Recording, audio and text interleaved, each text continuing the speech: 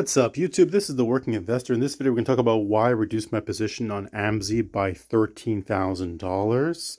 We're going to talk about the underlying of Amazon, how that's performed versus AMZY. We're going to talk about total return versus dividend return and how the NAV has a vital role in that. We're going to talk about FBY versus META, total return versus dividend return. And we're going to talk about YMAG versus FEPI and alpha versus beta.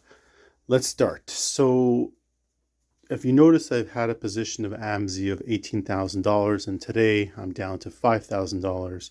It's not because I lost any NAV in that. That would be quite concerning, I have to say, if I went down, if I lost that much NAV.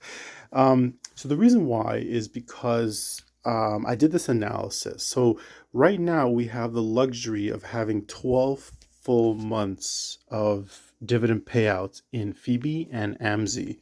And I calculated all 12 months of payouts, not just the most recent payout, because there's something called a recency bias. So I like to look at the whole entire picture of the past 12 months, how it performed. And Amazon paid out $7.66. If any of my math is wrong, let me know. I'll fix it. The price of AMZY, I did this pre-market, so of course things are changing, things are up. So forgive me because it's a moving target, but approximately $9.33. So that's a 39% return in dividends. People always ask me, are you worried about the NAV? Yes, I am. NAV is definitely one part of the equation.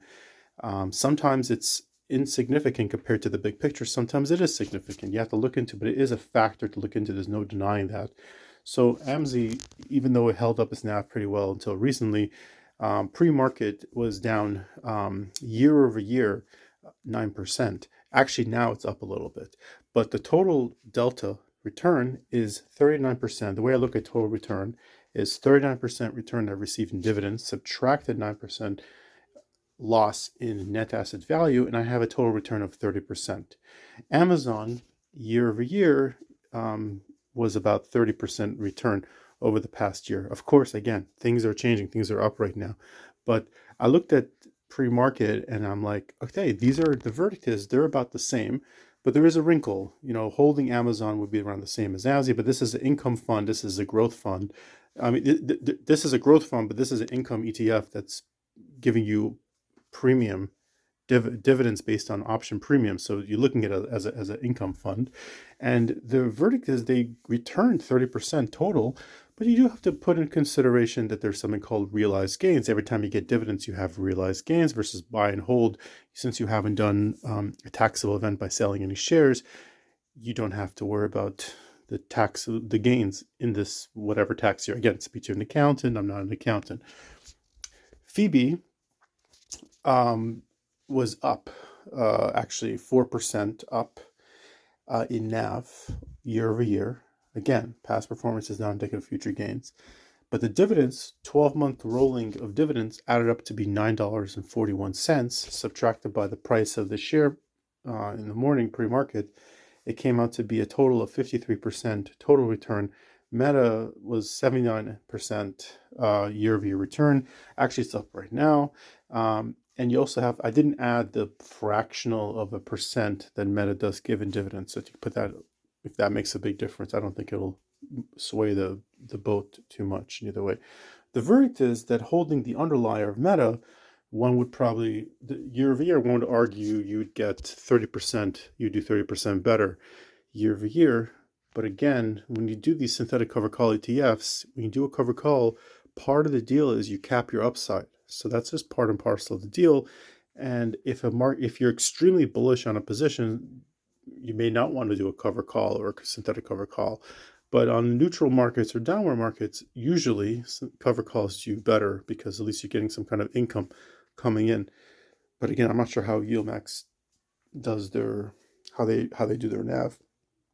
You can also argue that if you had FBY, you could have compound the money in month over month over month. So maybe the performance would have actually been better if you just didn't touch anything and let the dividends grow. So there's some arguments to be made. But So then there's something called alpha and beta. It's terms we use in the stock market. Like there's a company called Seeking Alpha. What is this whole alpha thing? So a lot of us know about it, some of us don't.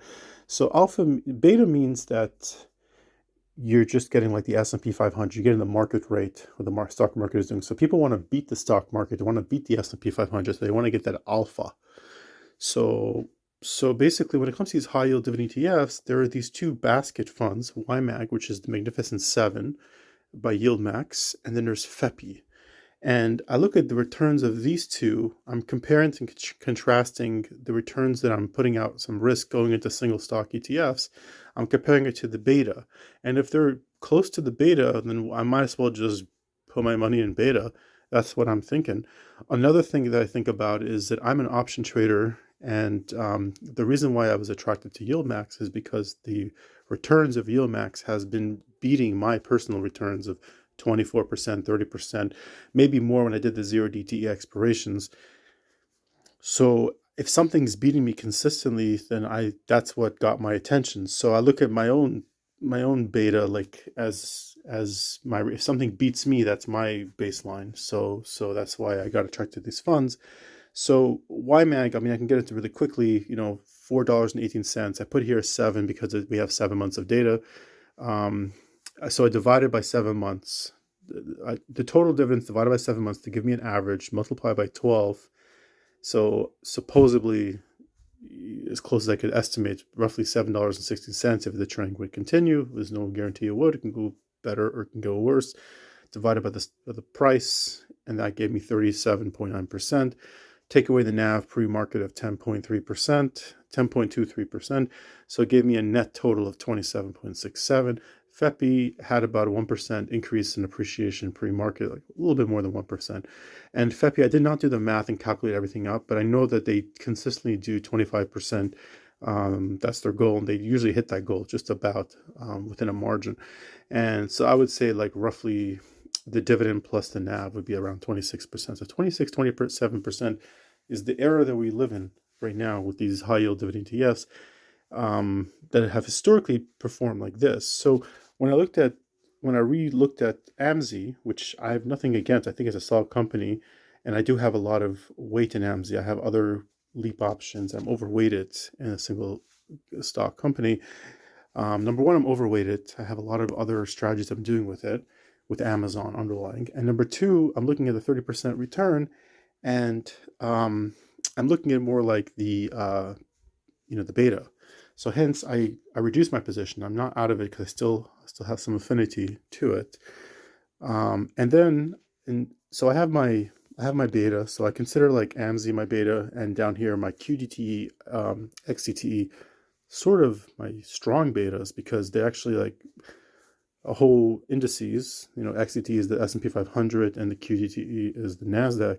They do 0 data expiration with overnight exposure. So that's a pretty good, and they've preserved their NAV pretty well. You could see I have $5,000 in each position. The dividends just hit this morning, but you can see I'm up about $100 on QDTE and about $87 on XDTE. So, and then I have these alpha positions that I'll make another video about. We call it the sandwich method. This is a method by the Oracle, aka YieldMax TV, where I'm trying to get this crazy return of alpha. For example, like last month, I had a return of fiat, which paid me about 8% return on my money, which is insane in 1 month. So these are crazy alpha, but they're very volatile, and some of them lose NAV like crazy. Some of them preserve a little better. So I use these hedges, these inverses, and I'm kind of doing synthetic strangles, synthetic cover strangles on them to try to get the alpha. So I got my alpha positions, I got my beta positions.